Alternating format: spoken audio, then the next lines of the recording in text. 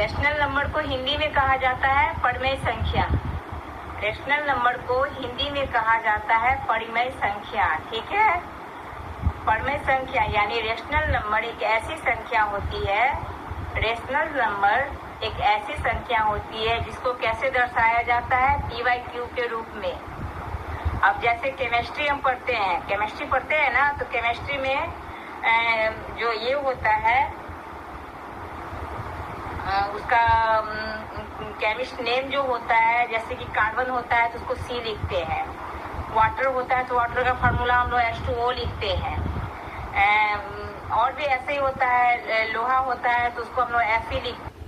तो इसी तरह से जो रेशनल नंबर होता है, वो रेशनल नंबर को दर्शाने के लिए हम लोग क्या लिखा जाता है, p/q। रेशनल नंबर जो है वो एक ऐसी संख्या है जिसे p/q के रूप में लिखा जाता है। ठीक है,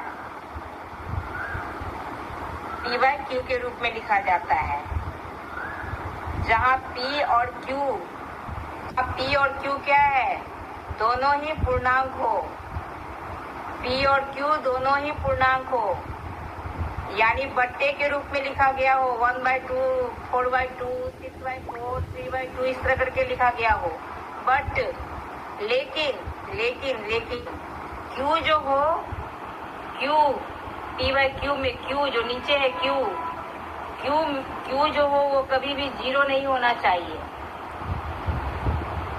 p/q में Q का नंबर जो है वो कभी भी 0 नहीं होना चाहिए रेशनल नंबर में। ठीक है, rational number in the sense परिमेय संख्या जिसको बोला जाता है, Q की वैल्यू कभी 0 नहीं होनी चाहिए, क्योंकि अगर Q की वैल्यू 0 होगी तो हमारा वो नंबर क्या होगा,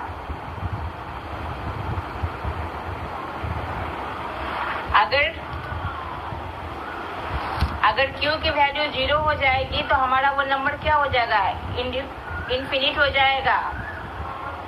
फिर हम यूज क्या करेंगे, मैथ्स कैसे सॉल्व करेंगे।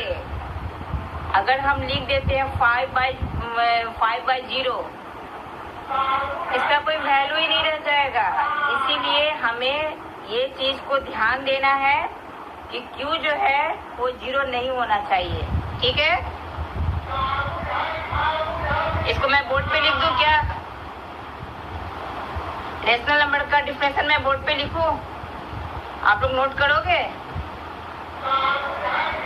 ये समझ में आ गया, आगे समझ में। चलिए आगे बढ़ते हैं,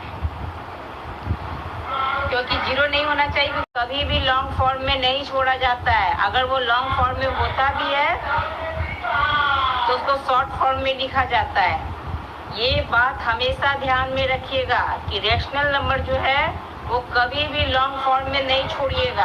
अगर वो लॉन्ग फॉर्म में दिया है तो यानी आपको मैथ बनाने दिया गया होगा, उसे आपको शॉर्ट फॉर्म में करना है।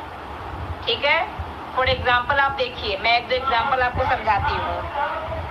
जैसे कि फॉर एग्जाम्पल देखिए 2/6 है, 2/6 अगर दिया हुआ है रेशनल नंबर के रूप में तो उसको हम कैसे लिखेंगे, ये सही रूप नहीं लिखा हुआ है।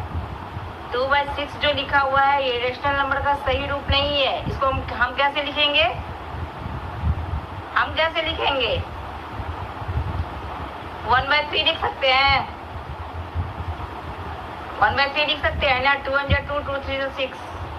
तो ये जो 1/3 लिखे हैं ये 1/3 ही 2/6 का रेशनल नंबर हुआ। ठीक है, अब अगला बताइए 5/10 का रेशनल नंबर क्या होगा, 5/10 का रेशनल नंबर क्या होगा,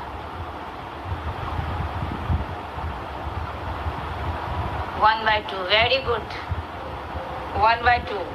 अच्छा चलिए 5/50 का रेशनल नंबर क्या होगा, 5/50 का रेशनल नंबर क्या होगा, 1/3।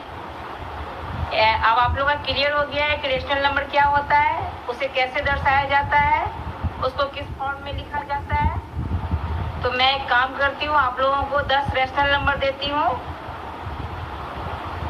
10 नंबर देती हूँ, उसका रेशनल नंबर निकाल के मुझे कॉपी सबमिट कीजिएगा। ठीक है, चलिए आज का क्लास वही होगा। ठीक है।